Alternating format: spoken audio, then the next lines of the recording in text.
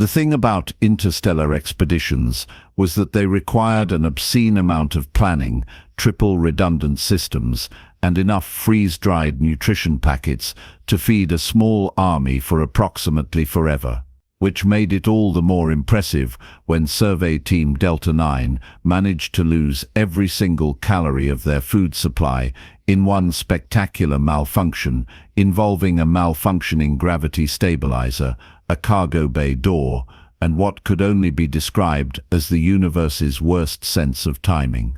Planet Verdant 7 was supposed to be a simple cataloging mission. Standard protocol: land, scan, sample, leave. The planet boasted a nitrogen-oxygen atmosphere, Earth-adjacent gravity, and enough biodiversity to keep xenobiologists entertained for decades. It also had absolutely no sentient life, no dangerous megafauna, and according to all the surveys, nothing that could possibly threaten a well-equipped team of galactic explorers. Commander Vixthal of the Zentarii Empire stood amid the wreckage of their supply crates, his forearms hanging in various expressions of despair. The Zentarii were a proud species, descended from apex predators themselves some millions of years ago, though you would never know it from the way Vixthal currently resembled a deflated balloon with scales. His species had evolved past such crude necessities as obtaining their own food, roughly around the same time they discovered faster-than-light travel. "This is," he began, his translator struggling to find an appropriate term, "suboptimal." Dr. Pleve, the Quilven scientist, whose people resembled nothing so much as ambulatory ferns with a superiority complex, rustled his fronds in agitation. "Suboptimal. Suboptimal. Commander, we have lost 100% of our nutritional reserves. The supply ship cannot return for 17 standard cycles. We will be deceased in approximately 4 cycles, possibly 5 if we enter voluntary stasis, which I should mention is extremely unpleasant and carries a non-zero mortality rate." Tinker Zerkt, the expedition's Kresh engineer, chittered nervously. Her species had evolved from colony insects on a low-gravity world, and her translator rendered her distress as a series of increasingly anxious mathematical equations. The probability of survival approaches 0.0037, accounting for atmospheric moisture consumption and the possibility of supplement extraction from equipment lubricants, which I must emphasize is not recommended, despite the theoretical caloric content. Marcus Webb, the human, was examining a tree. This was not unusual behavior for Marcus, who had spent most of the expedition examining things that the other team members found either obvious or irrelevant. But there was something about his current demeanor, a certain casual assessment in the way he scraped bark with his thumbnail and sniffed the air, that made Vixthal's secondary stomach clench. "Human Marcus," the commander said, employing the species' first naming convention that humans found mildly annoying but tolerated for diplomatic purposes. "Perhaps you might contribute to this discussion regarding our imminent starvation." Marcus looked up, and there was something in his expression that the others would later describe as deeply unsettling and reminiscent of ancient predator species we prefer not to discuss. It was a smile, technically, but it carried implications. "Oh, we're not going to starve," Marcus said, with the kind of confidence that immediately made everyone more nervous, not less. "Give me a few hours, I'll handle dinner." There was a pause, the kind that occurs when translation matrices struggle with concepts that don't have proper equivalents. "Handle dinner?" Dr. Pleve's fronds quivered. "I'm uncertain I comprehend your meaning. Our nutritional supplies are completely destroyed. There exists no dinner to handle." Marcus's smile widened. "Not yet, there isn't." He began walking toward the forest with a stride that suggested purpose, pausing only to grab a length of metal support rod from the wreckage and test its weight in his hand. The way he hefted it, The casual assessment of its balance and heft triggered something in the ancient buried hindbrain of every other species present. "Where are you going?" Vixthal called after him, his voice reaching a register his species reserved for significant distress. "Hunting," Marcus called back, as if this explained everything. "Hunting." Dr. Pleave's fronds stood straight up in horror. As in the archaic practice of pursuing living organisms with the intent to terminate their biological functions for consumption purposes. Marcus paused at the tree line. "Well, when you put it like that, you make it sound barbaric." He considered this. "Yeah, actually that's pretty accurate. Also going to do some foraging. Back in a bit." And then he was gone, swallowed by the alien foliage, leaving behind 3 sentient beings having various forms of existential crises. "He's going to murder something," Tinker whispered, her mathematical anxiety reaching new peaks. "The human is going to commit targeted biomass termination for nutritional acquisition purposes. Our species abandoned such practices 11,000 years ago," Vixthal said numbly. "We evolved. We became civilized. We developed synthesizers and agricultural stations and vertical protein farms. We don't just go into forests and slaughter innocent fauna, Doctor," Pleave supplied helpfully. "I was going to say acquire nutrition through predation, but yes." The 3 of them stood in uncomfortable silence, contemplating their current predicament. The galaxy was home to thousands of species, representing millions of years of divergent evolution.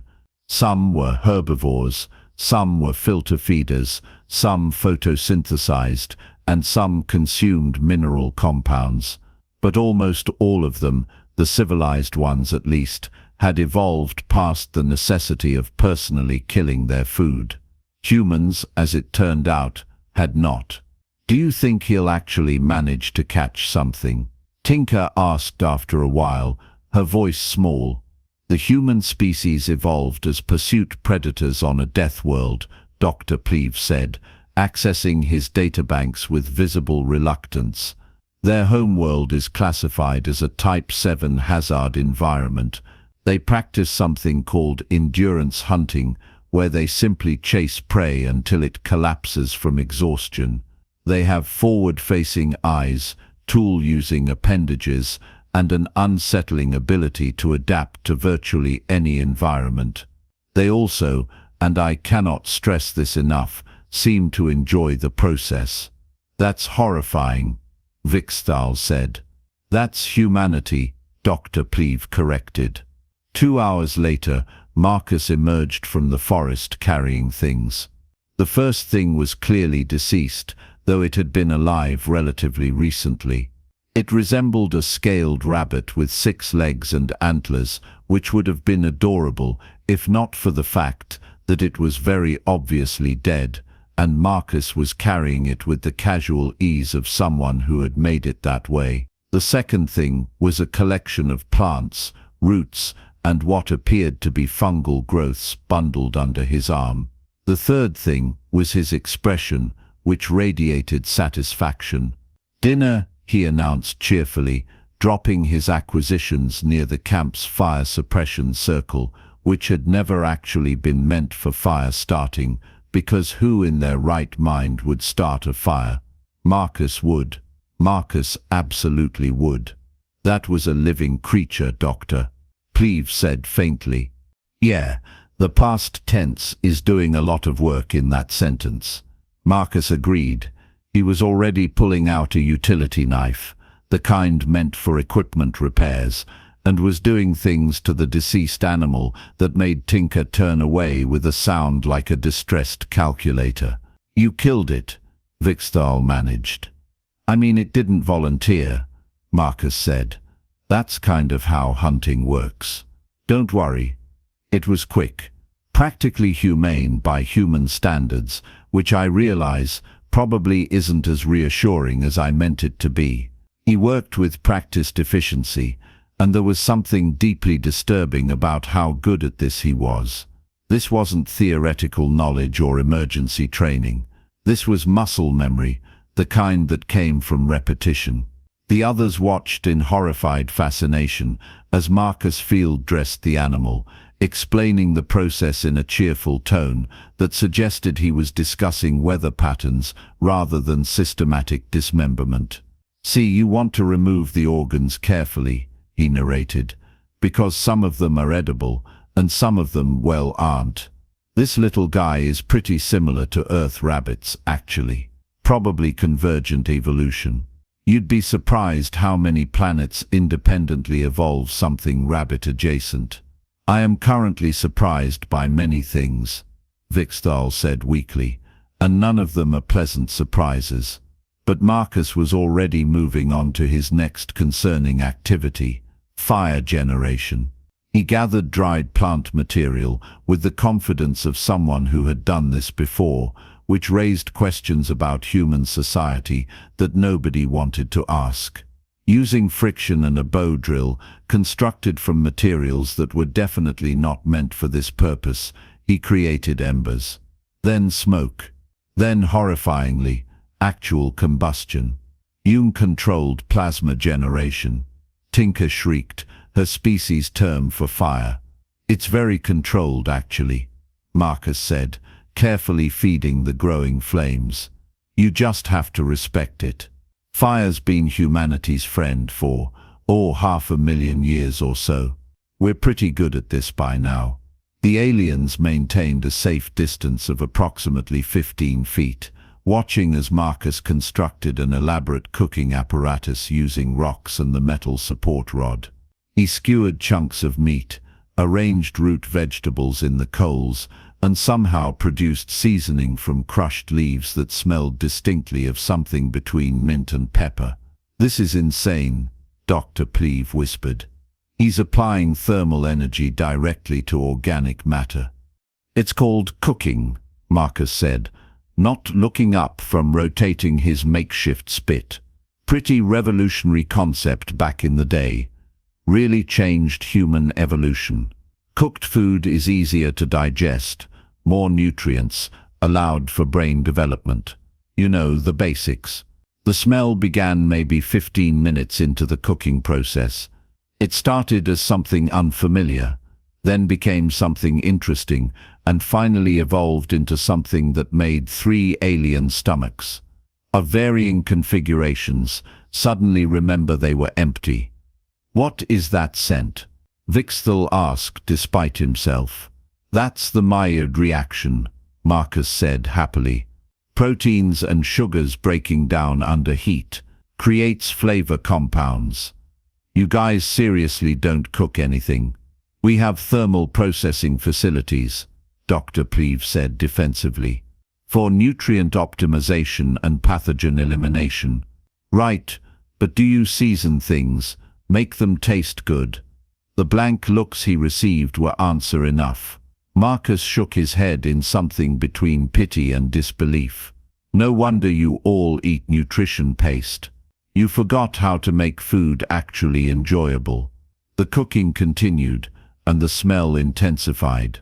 Marcus turned the meat, adjusted the vegetables, and added more of his foraged seasonings with the confidence of someone following a recipe that existed only in his head. He hummed while he worked, an off-key melody that his translator couldn't pass, and seemed utterly content with his situation. Meanwhile, his companions were having a collective crisis about the nature of civilization. "He appears to be enjoying this," Tinker observed, her probability calculations growing increasingly confused.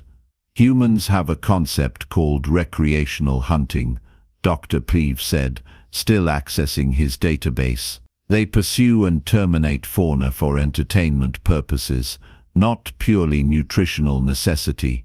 That's the most terrifying thing I've learned all cycle."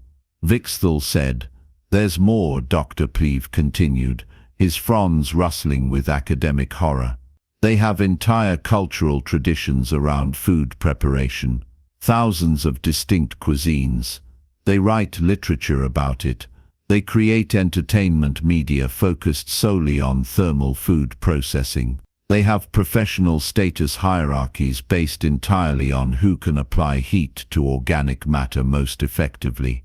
Please stop talking, Vixthal begged. They call them chefs, Dr. Pleve finished with morbid fascination. Marcus, oblivious to or ignoring the existential crisis he was causing, pulled the meat from the fire and began slicing it with practiced ease. He arranged portions on flat stones he'd cleaned for the purpose, added the roasted vegetables, and presented them with a flourish. "Dinner is served," he announced.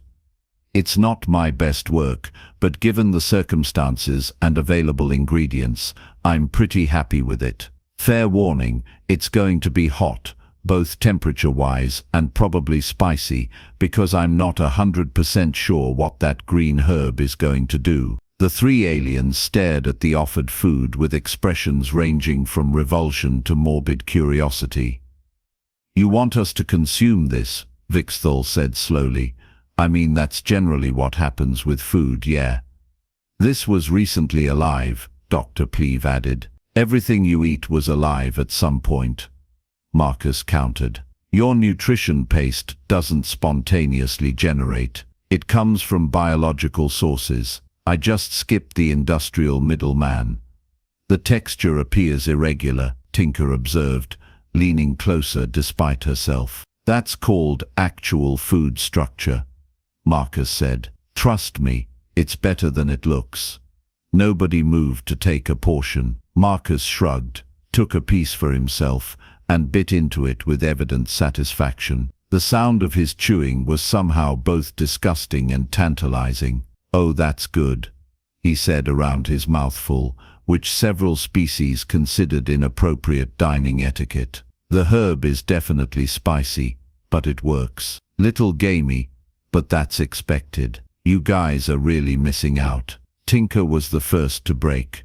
Her species had the highest metabolic rate, which meant she was also the hungriest. She skittered forward, mathematical anxiety hitting new peaks, and delicately picked up a small piece of meat with her manipulator claws. "If this terminates my biological functions, I'm haunting you," she said. Noted. She consumed the piece in one quick motion, as if speed would somehow make it less horrifying. Her antennae twitched. Then they twitched again. Then they began moving in patterns that her species used to express complex emotional states that roughly translated to confused pleasure. "This is not unpleasant," she said slowly. "The thermal processing has created textural variation. The flavor compounds are activating taste receptors I did not know I possessed. There is a complexity that synthesized nutrition lacks."